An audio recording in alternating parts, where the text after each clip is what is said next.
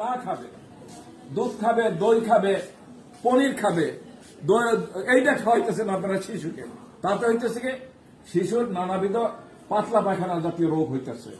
আপনারা বুকের দুধ খাওয়াইলে শিশু পুতপুত করে বারবার পাতলা পায়খানা করে, কথা আমি বারবার বলি।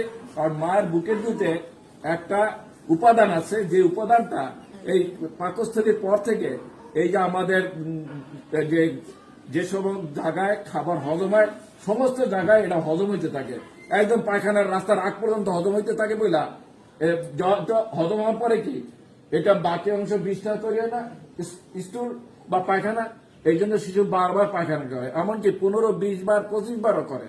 করতে করতে পায়খানার রাস্তা ঘা হয়ে যায়। বুকের দুগ্ধ দানকারী মা এই সময় মনে করেন যে ডায়রিয়া হয়, শিশু ডাক্তারের কাছে যান, আপনাদেরকে দুধ চেঞ্জ করে ফেলায়, আপনাদেরকে ঔষধ দেয়। আমি আপনাদের হাতে পায়ে ধরে বলি, আপনার ওই ডাক্তার কাছে যাওয়ার দরকার নাই। আপনি আপনার বুকের দুধ আরো যাতে বেশি পায় তাকে ঘন ঘন দুধ দেন, তার ওজন যেন কয়েক গুণ বাইরে যায় 1 বছরের মধ্যে, এবং এই ওজন বাড়লে তার জীবনে রোগ শোক হওয়ার ভয় কম থাকে। খেয়াল থাকবে। তাহলে শিশু ঘন ঘন পায়খানা করে কেন? মায়ের বুকের দুধের কারণে, এবং এটা আল্লাহ তাআলার নিয়ামত। ওই দুধের মধ্যে এমন জিনিস হয়েছে যেটা সারাদিন হজম হইতে থাকে, এই জন্য শিশু অল্প অল্প করে পায়খানা করে। আবার অনেক সময় 7 দিন পায়খানা নাও করতে পারে।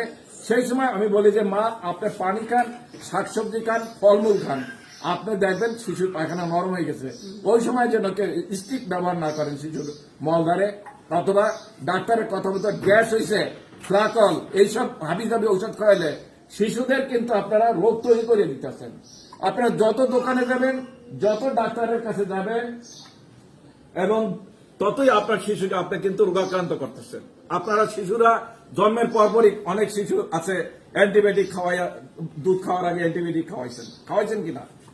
জন্মের আধা ঘন্টা বা 1 ঘন্টার মধ্যে বুকের দুধ খাওয়াইতে হয়, এটা না খাওয়াইয়া অ্যান্টিবায়োটিক খাওয়ান, এই বিষ শুরু হয়ে যায় শিশুর জন্য। বিদেশে এই কাম করে না, কোনো কিছু খাওয়ানো যায় না, মানুষের দুধ খাবে। গরুর দুধ পরে, আগে 2 বছর পর্যন্ত মায়ের দুধ খাইয়ে নেবে, 2 বছর পরে আমার জিজ্ঞাবেন যে আমার তো 2 বছরে যান, কার দুধ খাওয়াবো এটা কম। ঠিক আছে, আমরা গরুর দুধ আমরা নিজেরা খাবো, বুড়ার গারা খাইবে 2 বছর পর্যন্ত। এই ভিডিওটা যেন সবাই প্রচার করে এবং সবাই শোনে।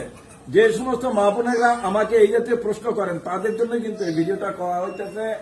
আপনার শিশু বুকের দুধ খাইলে ঘন ঘন পাতলা পায়খানা, স্যাপ লোট কোচ্চা বর্ণ, পানি পায়খানা করতে পারে, এবং এই পানি স্টুলটা একটু অ্যাসিডিক থাকে। অ্যাসিডিক ভাবের জন্য পায়খানার রাস্তা লাল হয়ে যেতে পারে, ঘা হয়ে যেতে পারে। আমার সন্তানেরও পায়খানার রাস্তা এরকম ঘা হয়ে গেছিল, এটা এমনি ঠিক হয়ে যায়। শিশু 6 মাস পরে বাড়তি খাবার বা ঘরোয়া খাবার দিতে হয়, কিভাবে দেবেন এটা কিন্তু ক্লাস করতে হবে। আপনি শূন্য খিচুড়ি খাওয়ানো শুরু করবেন না, খিচুড়ি কোনো খাবার না। খিচুড়ি খাইতে হইলে কেমনে বানাইবেন জানতে হবে, তারপর রাঁধতে হবে। এবং যারা এই পায়খানা, শিশুদের পায়খানা নিয়ে বিভিন্ন প্রশ্ন করেন, তাদের প্রতি বিনয় রেখে বলছি, আপনার বুকের দুধ বন্ধ রাখবেন না, 1 ফোঁটা ফর্মুলা দুধ দেবেন না, কোন ধরনের বিকল্প অ্যান্টিবায়োটিক খাওয়াবেন না। এতে শিশুর যে শরীরে আমাদের উপকারী ব্যাকটেরিয়া আছে, কি উপকারী জীবাণু আছে, বলেন কি উপকারী জীবাণু আছে পেটের মধ্যে। গরু জবাই দিলে দেখছেন এরকম বড় বড় পোকা বাইরে, আমাদের পেটে এরকম উপকারী জীবাণু আছে। এরা আমাদের জন্য ভিটামিন তৈরি করে, আমাদের গাত্রে যাতে কোনো ধরনের রোগ না হয় সেই জন্য তারা অনেক উপাদান তৈরি করে। আমরা যদি শিশুকে অ্যান্টিবায়োটিক তখনই দেয়, ওর উপকারী জীবাণু মরিয়া যায়, তখন তার রোগ হইতে থাকে, খালি পায়খানা চলতেই থাকে। আপনারা সবসময় এসে বলেন স্যালাইন দেন। মায়ের বুকের দুধ এসে উত্তম ঔষধ, উত্তম যা বলেন শ্রেষ্ঠ খাবার। এটা 6 মাস পর্যন্ত চালান এবং সুন্দরভাবে ধরে নার্সের কাছ থেকে শিখে যাবেন।